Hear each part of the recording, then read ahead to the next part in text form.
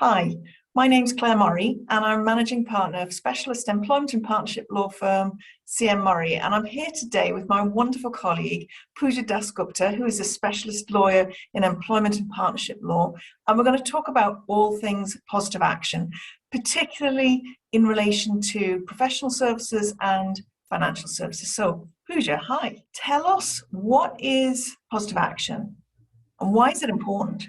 So the law on positive action under the Equality Act, it enables employers to take proportionate measures in the workplace to overcome disadvantage, to meet specific needs, and also to combat underrepresentation of people with particular protected characteristics. So, for example, race or sex or disability. And employers are also permitted under the Equality Act, under specific provisions, to take positive action in recruitment or promotion decisions in certain circumstances.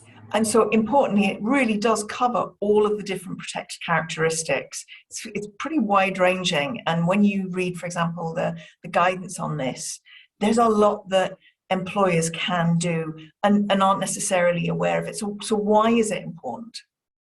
So I think it's particularly important given that it's been at the forefront of employers' minds over the last 18 months or so to kind of really improve and intensify their diversity and inclusion push, as it were. Also, I think the benefits of taking positive action can be so wide-ranging in terms of, widening your pool of talented, skilled, experienced people from which you can recruit and also, build them up through the organisation.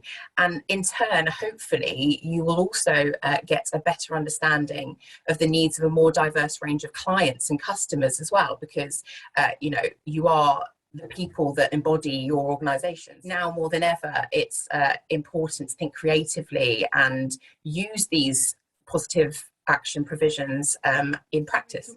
Can I just ask, what are the range of actions that positive action might cover?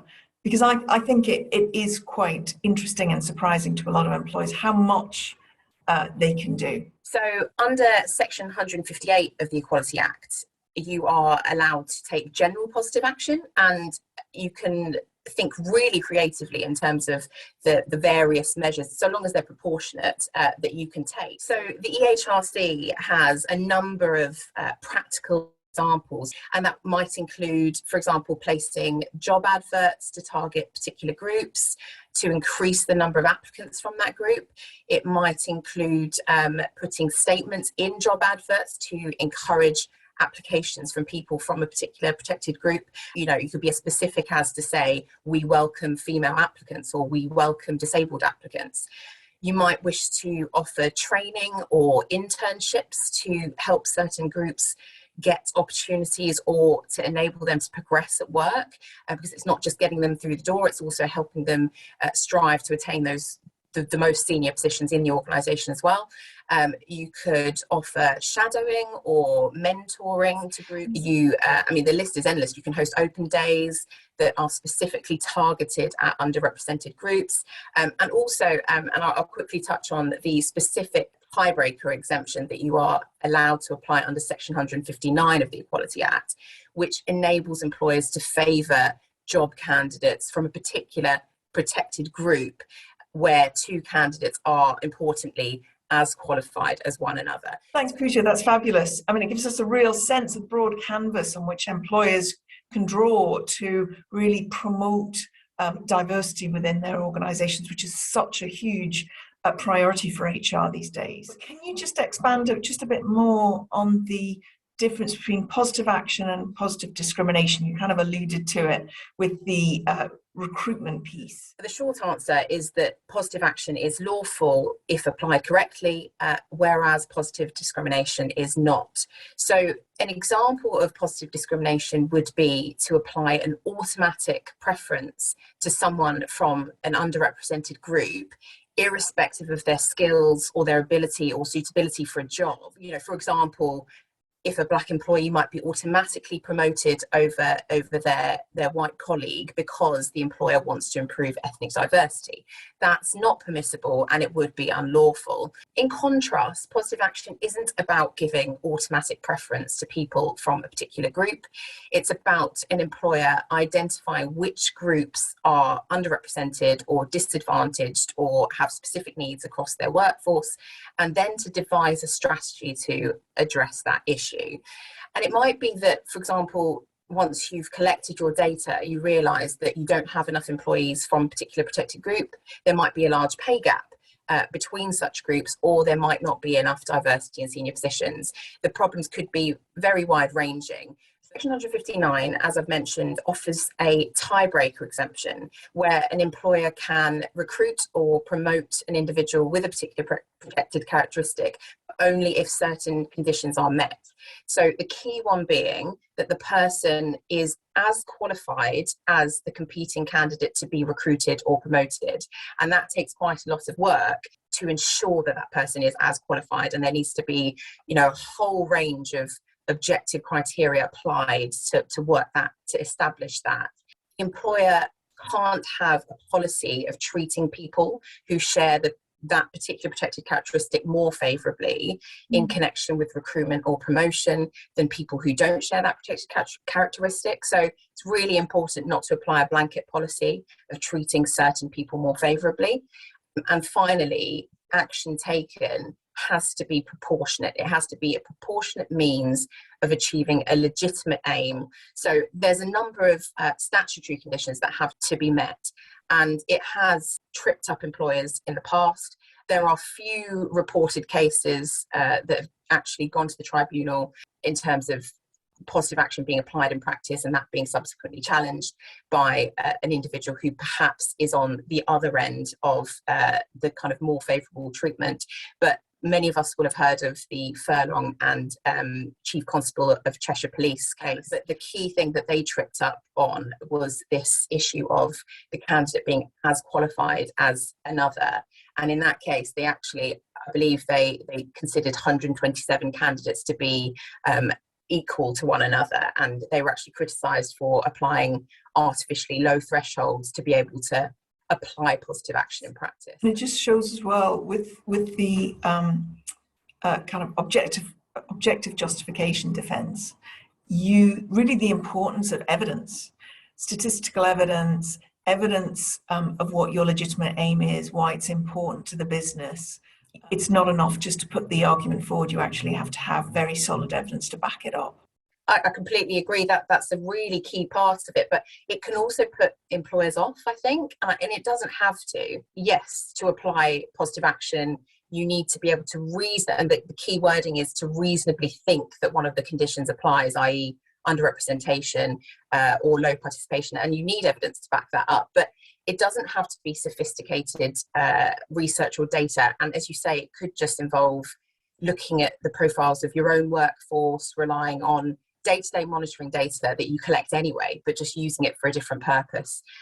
You might make inquiries of other employers, of your peers, just through your, general day-to-day networking conversation, consulting. I think a key part is actually consulting with your own workers and having internal focus groups where you can discuss with those who actually work for you in terms of what their needs are and what they consider to be the issues in terms of underrepresentation, and also looking at national data as well. So there's lots of different resources that you could look at to try and build that data to then work out what positive action you need to implement. Yeah, I mean, it would be really helpful if there are any particular sources of information that you think would be useful to employers. Maybe we can include them at the end of this video clip so that HR can take a look themselves. Obviously, they can reach out to you as well. Are there any sort of interesting whether it's pitfalls or practical experiences that you'd like to mention? I mean, in terms of pitfalls, I think it's really important to remember that one size doesn't fit all. Employers need to really look inwards at their own workforce and identify underrepresented groups and their own aims and objectives. I think that's the really key thing here. And also just to think practically first and then assess the legal risk afterwards, because I think often you can be put off by the potential pitfalls in terms of the legal landscape. But actually, if you just look at the data, you think about what you need to do and just act in a proportionate, measured way. You know, I know that a lot of professional services firms, financial services firms are putting really interesting examples into practice in terms of applying. Give us some of the examples that that have really inspired you. Yeah, so I mean, Lloyds Banking Group, they have aspirational targets to increase Black representation in senior roles from 0.6% at senior grades to at least 3% by 2025 to align with the overall UK labour market. And what I found really interesting about that was that as a result of that, the credit rating agency Moody's described their programme as credit positive. And that was, I believe, the first time that the rating agency explicitly linked a company's stability to ethnic diversity measures. And obviously since then, I think a lot of other companies have followed suit. Linklaters, they ran a 12-month apprenticeship scheme targeted at young people from disadvantaged backgrounds. Their work in that apprenticeship programme led to them being named by the government as Social Mobility Business Company Champion in November 2014. Just fantastic efforts that we can see from, you know, other firms. It's not just professional services firms. You know, the BBC also had a journalism talent pool set up to improve ethnic diversity. I also noticed that there was a statement in the government civil service fast track apprenticeship programme where, as I mentioned previously, in terms of the specific targeting, the targeting words that you can use in your job adverts, they put that into practice. So they said that their programme does everything possible